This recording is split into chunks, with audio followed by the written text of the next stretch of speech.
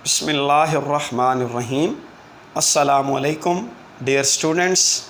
आज हम second year physics का टॉपिक पढ़ेंगे, चैप्टर नंबर 12 का, और पेज 9 है इलेक्ट्रिक फ्लक्स। इलेक्ट्रिक फ्लक्स को हम ग्रीक लेटर यूनानी हरफ फाई से भी डिनोट करते हैं। नीचे ई से मुराद है इलेक्ट्रिक फ्लक्स। इसी तरह मैग्नेटिक फ्लक्स भी आप नेक्स्ट चैप्टर में जाके पढ़ेंगे, तो उसको आप लिखेंगे फाई बी। फाई ई ये एक यूनानी हरफ है, इलेक्ट्रिक फ्लक्स जाना जाता है। अब इलेक्ट्रिक फ्लक्स में स्टूडेंट्स ये देखिए, फ्लक्स को डिस्कस करेंगे।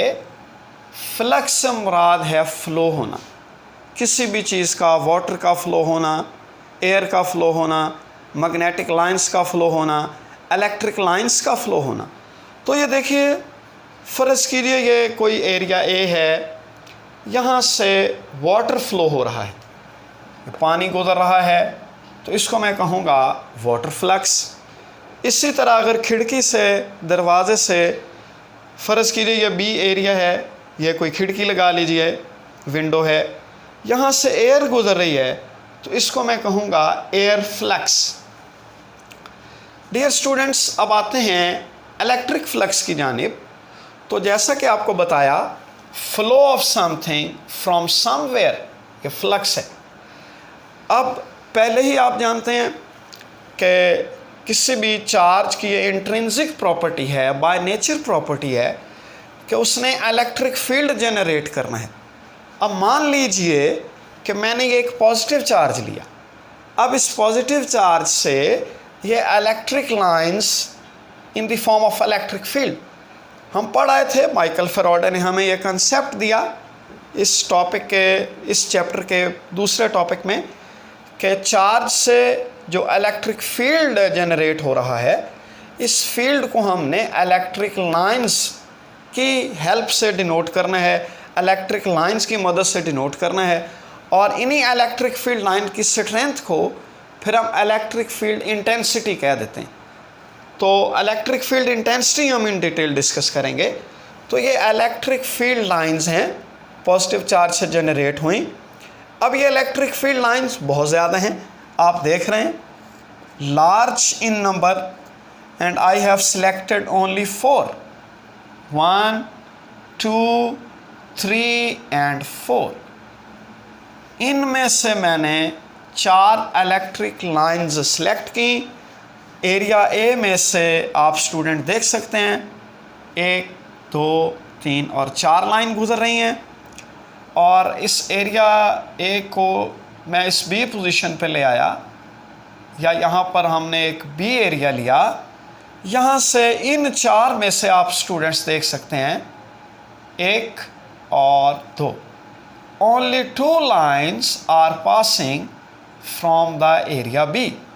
यहाँ से हम कंक्लूड करेंगे, number of electric lines passing through certain area is called electric flux. Number of electric lines passing through certain area, the area is held perpendicular, this is called electric flux. आप देख सकते हैं area A पे lines ज़्यादा हैं, लिहाजा flux ज़्यादा होगा। एरिया बी पे इलेक्ट्रिक लाइंस कम हैं, लिहाजा यहाँ पर इलेक्ट्रिक फ्लक्स कम होगा। अब मान लीजिए, ये मैं अरेज कर दूँ, ये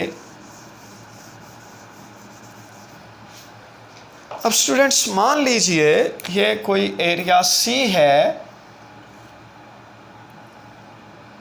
और सी से आप देख सकते हैं कि कोई लाइन नहीं गुजर रही। इसको मैं इधर ले गया हूँ आपको समझाने के लिए, इसको मैं इधर ले गया, तो यहाँ से कोई लाइन नहीं गुजर रही, लिहाजा सी एरिया पे इलेक्ट्रिक फ्लक्स ज़ीरो होगा। इलेक्ट्रिक लाइन नहीं गुजरेंगी, सी एरिया से इलेक्ट्रिक फ्लक्स ज़ीरो। यहाँ पर नॉन ज़ीरो नहीं होगा, it depends on the number of lines and angle and electric and many other factors. इसको हम बाद में मज़ीद डिस्कस करेंगे। अब देखिए, इलेक्ट्रिक फ्लक्स को एक दफ़ा फिर डिफ़ाइन करने लगा हूँ। Number of electric lines passing through certain area, is known as electric flux. It is also defined as the dot product of electric intensity E and vector area A. This is the vector area. अब area और vector area में क्या फ़र्क है, ये भी हम topic के एंड में इसको भी डिस्कस करेंगे कि एरिया और वेक्टर एरिया। एरिया तो सिंपली आप जानते हैं ना, लेंथ इनटू विड्थ, इसको हम एरिया कहते हैं। जैसे इसकी लेंथ, इसकी विड्थ, ये बोर्ड का एरिया है। वेक्टर एरिया इस एरिया के ऐसी लाइन जो इस एरिया के परपेंडिकुलर हो, उसको हम कहेंगे वेक्टर एरिया। ये मैं टॉपिक के एंड में इस पे आऊँगा ज़रा। अब एक नज़र MCQs पे हो जाए, इस टॉपिक से MCQs डेवलप हो सकता है। इलेक्ट्रिक इंटेंसिटी का यूनिट पिछले टॉपिक में आप पढ़ा है, न्यूटन पर कूलम है। एरिया का मीटर स्क्वायर है, तो न्यूटन मीटर स्क्वायर पर coulomb. This is the unit of electric flux. Electric flux के यूनिट MCQs आ सकते हैं, न्यूटन मीटर स्क्वायर पर कूलम। इसी तरह आपने पिछले टॉपिक में मज़ीद पढ़ा था कि इलेक्ट्रिक इंटेंसिटी का यूनिट वोल्ट पर मीटर भी होता है, वोल्ट पर मीटर। अब जब इस वोल्ट पर मीटर को, ये E है, इसके साथ जब हम एरिया लगाएंगे, एरिया, तो ये फिर फ्लक्स बनेगा। एरिया के यूनिट होते हैं मीटर स्क्वायर, तो एरिया के यूनिट हो गए मीटर स्क्वायर, E के यूनिट हो गए वोल्ट पर मीटर। ये 1 मीटर से 1 मीटर आप काट देंगे तो फाई के यूनिट बन जाएंगे वोल्ट मीटर। इधर मैंने ये समझाने के लिए लिखा है, ये E के लिए ये यूनिट हैं। तो इस तरह हमारे पास वोल्ट पर मीटर भी फाई का इलेक्ट्रिक फ्लक्स का यूनिट होता है। डियर स्टूडेंट्स, अब हम देखेंगे कि इलेक्ट्रिक फ्लक्स मैक्सिमम कब होगा, मिनिमम कब होगा और एनी सर्टन फ्लक्स कब होगा। तो इसके लिए स्टूडेंट्स देखिए, ये अभी आपको बताया, phi is equal to E A cos of theta. इधर आप इलेक्ट्रिक लगा दें, ना भी लगाएं तो कोई मसला नहीं, ई ए कॉस ऑफ थीटा। अब स्टूडेंट्स देखिए, ये मैं आप स्टूडेंट्स को, ये मेरे पास एक एरिया है, ये देखिए आप, ये मार्कर हैं। इन मार्कर्स को मैं कह देता हूँ ये इलेक्ट्रिक लाइंस की, इसको मैं यूँ कर लेता हूँ ऐसे। ये जो मार्कर हैं ये आपके पास इलेक्ट्रिक लाइंस हैं, these are the electric lines. ये मैं यहीं रखूँगा, इसको मैं चेंज नहीं करूँगा। And this is the area. अब आप स्टूडेंट्स देख सकते हैं कि मार्कर अगर मेरे हाथ में 2 और भी हों तो वो भी इस एरिया से गुजर जाएंगे। The electric lines can pass easily through this area and you people can see the area is held perpendicular to the electric field lines. जब ये वेक्टर एरिया परपेंडिकुलर होगा इलेक्ट्रिक लाइन्स के, तो we will get the maximum flux. ये देखिए maximum flux. On the other hand ये electric line यहीं पे हैं, एरिया को मैं पैरेलल कर देता हूँ। ये देखिए ये पैरेलल, यूँ पैरेलल। जब ये वेक्टर एरिया पैरेलल हो जाएगा तो आप स्टूडेंट्स देख रहे हैं कि कोई भी लाइन इस एरिया में से नहीं गुजर रही, तो इलेक्ट्रिक फ्लक्स मिनिमम हो जाएगा, 0 हो जाएगा। एक दफ़ा फिर देखिए, ये यूँ पैरेलल है और यूँ पैरेलल में ये कोई लाइन भी नहीं गुजर रही, और यूँ ये जब परपेंडिकुलर होगा तो we will get the maximum number of lines passing through the area. This is called maximum flux, this is called minimum flux. और किसी और एंगल पे भी अब इसको बोर्ड से देख लेते हैं। ये देखिए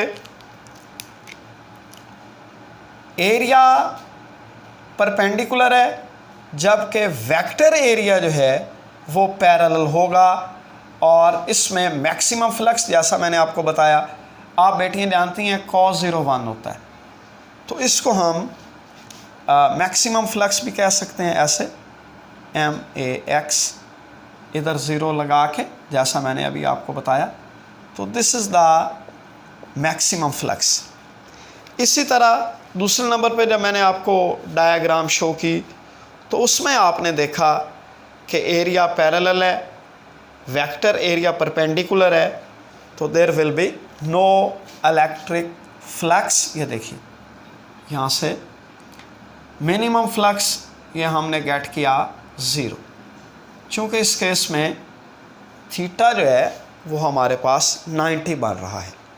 और थर्ड वन में इसको हम कहेंगे मैक्सिमम फ्लक्स, इसको कहेंगे मिनिमम फ्लक्स। और ये इलेक्ट्रिक लाइन्स आ रही हैं, जैसा मैंने अभी 3 मार्कर गुजारे थे, ये इलेक्ट्रिक लाइन्स आ रही हैं, ये इलेक्ट्रिक लाइन्स हैं, ये ई है। एनी सर्टन फ्लक्स, ये एरिया, ये कोई लगा लीजिए, ये एरिया है जो ना एग्जैक्टली परपेंडिकुलर है, जो ना एग्जैक्टली पैरेलल है, एट एनी एंगल है। तो इस केस में आप स्टूडेंट्स लिखेंगे phi is equal to E A cos theta, theta is any angle. तो फिर देखिए 3 केस थे। मैक्सिमम फ्लक्स में हमारे पास थीटा 0 आएगा, मिनिमम फ्लक्स में थीटा 90 आएगा, और फिर एट एनी फ्लक्स पे आप कोई भी एंगल ले सकते हैं। मैक्सिमम फ्लक्स में maximum number of line certain area से गुजरेंगी, मिनिमम फ्लक्स में कोई लाइन भी ये इससे नहीं गुजरेगी, और यहाँ पर some lines can pass.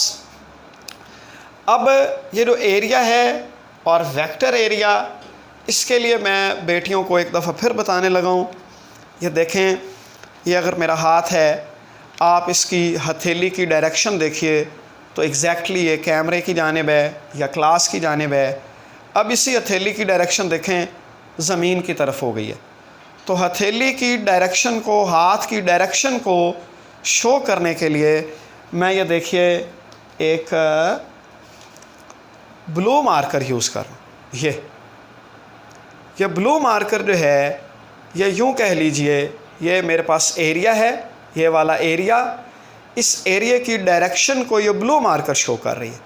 The line which is perpendicular to the area and it shows the direction of the area, इसको हम कहेंगे वेक्टर एरिया।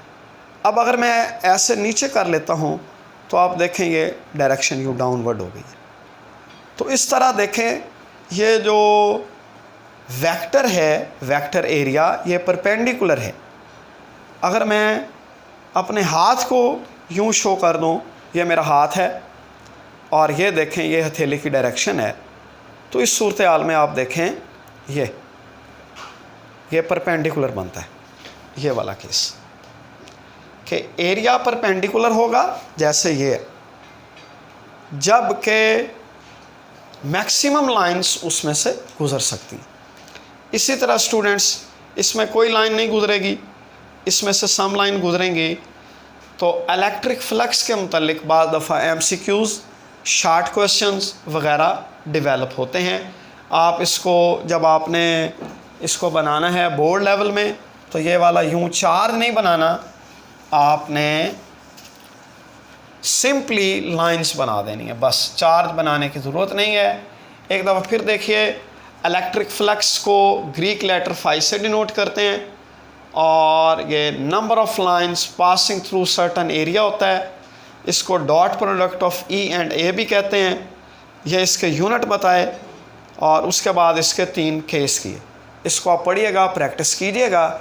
जहाँ से समझ ना आए तो आप जूम पे जो लेक्चर दिया जाता है उसमें आप क्वेश्चन कीजिएगा। ठीक है बेटे, थैंक यू वेरी मच, अल्लाह हाफिज़।